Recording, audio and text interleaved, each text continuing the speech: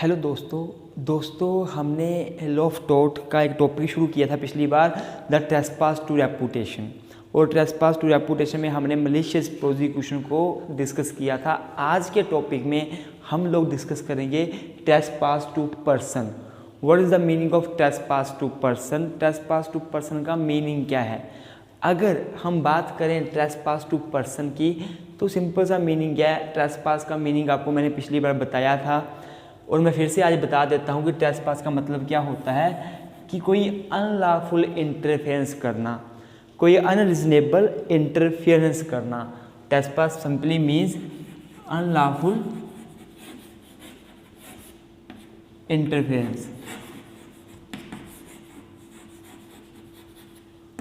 और जब ये unlawful interference in the life of any person हो तो बन जाता है ट्रेसपास टू पर्सन। अर्थात trespass to person simply means unlawful interference in the life of any person. जब आप किसी की लाइफ में, किसी की ज़िंदगी में इंटरफेरेंस करते हो तो वो बन जाता है unlawful interference in the life of any person, that is trespass to person. Trespass to reputation में हमने डिस्कस की थी कि अनलॉफुली इंटरफेरेंस करना किसी की रेपुटेशन में, किसी की मतलब कि स्टेटस में हमने इंटरफेरेंस करना। और ट्रेसपास टू पर्सन का मतलब है अनलॉफुल इंटरफेरेंस करना किसी पर्सन की ज़िंदगी में। अब हम कैसे कर सकते हैं? तो ट्रेसपास टू पर्सन मेनली हम 3 तरीक़ों से कर सकते हैं। There are 3 modes with the help we can trespass into the life of any other person. The first is 3 प्रकार के तरीके हैं। जो पहला है वो है by assault,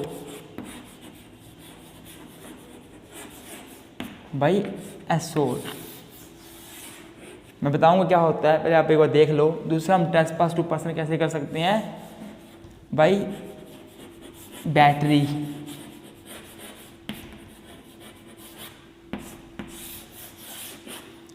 तीसरा हम ट्रेसपास कैसे कर सकते हैं? By assault, by battery and by false imprisonment.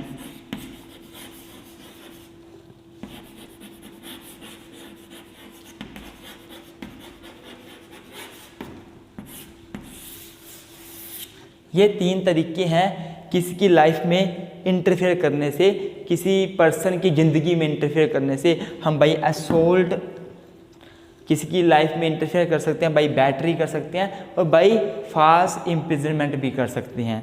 देखो इतना हमें समझ आ गया कि ट्रेसपास टू पर्सन का मतलब होता है अनलॉफुल इंटरफेरेंस करना किसी पर्सन में अनलॉफुली इंटरफेरेंस करना। अब बात की जाए असोल्ट क्या है, बैटरी क्या है और फॉल्स इम्प्रिजनमेंट क्या है, इस पर हम बाद में जाएंगे। पहले मैं बता दूं कि जो असोल्ट है, लॉ ऑफ टॉर्ट में असोल्ट को असोल्ट बोला जाता है। और वैसे ही हमारे पास आईपीसी है, इंडियन पिनल कोड, उसमें असोल्ट एक क्रिमिनल ऑफेंस है अंडर सेक्शन 351 ऑफ आईपीसी। तो असोल्ट जो है ना, it is also an criminal offence. It is also a criminal offense under section 351 of IPC। Assault जो है वो IPC में भी दिया हुआ है 351 के अंदर। अगर बात की जाए बैटरी की तो ये भी एक क्रिमिनल ऑफेंस है जो कि सेक्शन 350 में दिया गया है IPC के, जिसका नाम है क्रिमिनल फोर्स। अर्थात असोल्ट को लॉ ऑफ टॉर्ट में भी असोल्ट बोला जाता है और आईपीसी में भी असोल्ट बोला जाता है, लेकिन बैटरी को आईपीसी में क्रिमिनल फोर्स बोला जाता है। तो it is also an criminal offence, it is also a criminal offence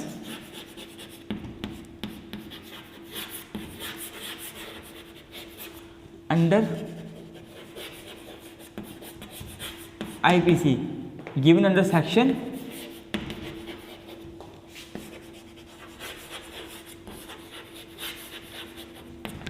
350 under the name criminal force, इसको क्रिमिनल फोर्स बोला जाता है आईपीसी में। और जो फास्ट इम्प्रिजनमेंट है लॉ ऑफ टोर्ट में तो फास्ट इम्प्रिजनमेंट बोला जाता है। अगर मैं क्रिमिनल लॉ की बात करूं, आईपीसी की बात करूं, तो आईपीसी में फास्ट इम्प्रिजनमेंट दो प्रकार की हैं, एक है रोंगफुल रेस्ट्रेंट, एक है रोंगफुल कन्फाइनमेंट। तो अगर हम आईपीसी की बात करें तो वहाँ पे फास्ट इम्प्रिजनमेंट हम दो तरीके से कर सकते हैं, एक तो रोंगफुल कन्फाइनमेंट, एक तो रोंगफुल रेस्ट्रेंट से कर सकते हैं। अर्थात आईपीसी में फास्ट इम्प्रिजनमेंट को रोंगफुल रेस्ट्रेंट कहा जाता है। ये सेक्शन 339 में दिया गया है। और आईपीसी में फास्ट इम्प्रिजनमेंट रोंगफुल कन्फाइनमेंट को भी कहा जाता है, एक रोंगफुल कन्फाइनमेंट है।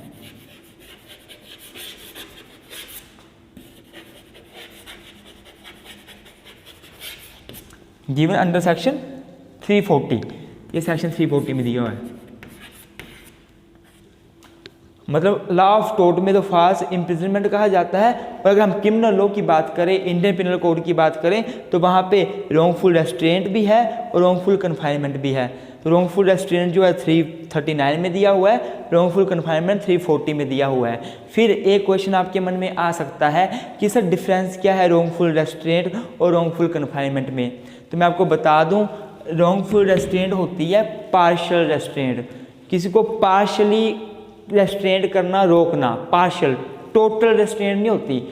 और रोंगफुल कन्फाइनमेंट का मतलब होता है टोटल रेस्ट्रेंट कर देना, किसी को बिल्कुल बंद कर देना। जैसे फॉर एग्जांपल मैं अगर किसी व्यक्ति को एक कमरे में बंद कर देता हूँ, अगर मैं यहाँ वीडियो बना रहा हूँ, यहाँ पे हूँ, और मुझे कोई बाहर से लॉक कर देता है, मेरे को जाने का रास्ता नहीं है, तो मेरा टोटल रेस्ट्रेंट हो गया, अर्थात रोंगफुल कन्फाइनमेंट का ऑफेंस किया व्यक्ति ने।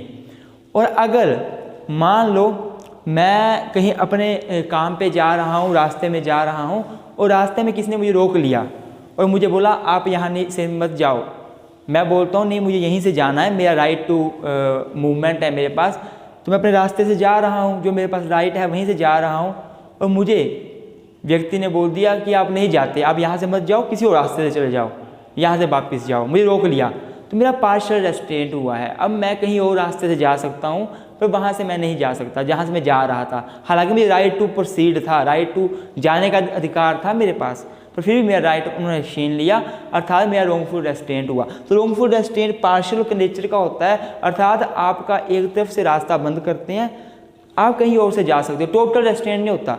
लेकिन रोंगफुल कन्फाइनमेंट में टोटल रेस्ट्रेंट हो जाता है।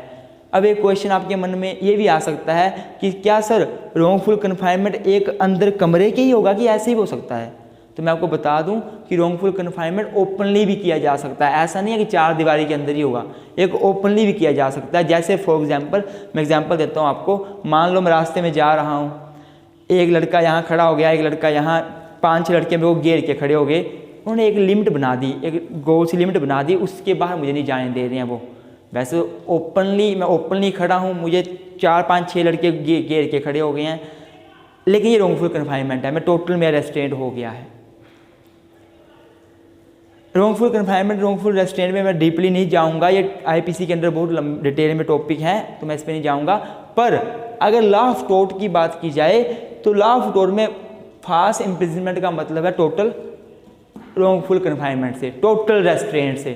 पार्शियल अगर आपकी रेस्ट्रेंट हुई है, पार्शियली आपको रोका गया है, किसी ने पार्शियल रेस्ट्रेंट किया आपको, तब आप फास्ट इम्प्रिजनमेंट के अंडर केस फाइल नहीं कर सकते। लॉ ऑफ टोर्ट में जाकर आप कंपनसेशन क्लेम नहीं कर सकते, आपका टोटल रेस्ट्रेंट होना चाहिए, तभी आप केस कर सकते हो। अर्थात हमने बात की कि ट्रेसपास टू पर्सन क्या होता है, what is the meaning of trespass to person. तो trespass simply means unlawful interference, and trespass to person means unlawful interference in any person, in the life of any person. It can be of 3 type, it can be by assault, by assault हम किसी की life में interfere कर सकते हैं, by battery and by false imprisonment. assault क्या होता है मैं बताऊंगा, डिस्कस करूंगा, चिंता ना करो। तो असोल्ट जो है वो आईपीसी के अंडर भी दिया हुआ है, आईपीसी में ये क्रिमिनल ऑफेंस है, कहाँ दिया हुआ है, सेक्शन 351 में दिया हुआ है। बैटरी की बात की जाए तो लॉ ऑफ टोर्ट में बैटरी कहा जाता है, और आईपीसी की बात की जाए तो वहाँ पे रोंगफुल वहाँ पे क्रिमिनल फोर्स कहा जाता है, आप लिख लो उसके अंदर क्रिमिनल फोर्स कहा जाता है। और फास्ट इम्प्रिजनमेंट मैंने आपको बता ही दिया कि 2 प्रकार की हो सकती है, एक रॉन्गफुल रेस्ट्रेंट, एक रॉन्गफुल कन्फाइनमेंट। रॉन्गफुल रेस्ट्रेंट की बात की है सेक्शन 339 डिफाइन करता है, और रॉन्गफुल कन्फाइनमेंट को 340 डिफाइन करता है। रॉन्गफुल रेस्ट्रेंट पार्शियल रेस्ट्रेंट होती है और रॉन्गफुल कन्फाइनमेंट टोटल रेस्ट्रेंट होती है। अब नेक्स्ट वीडियो में हम डिटेल में डिस्कस करेंगे कि असॉल्ट क्या होता है, बैटरी क्या होता है और फास्ट इम्प्रिजनमेंट क्या होती है। ये वीडियो आपको समझ आई होगी तो प्लीज़ लाइक जरूर करें, अच्छी लगे वीडियो और शेयर भी करें। Thank you.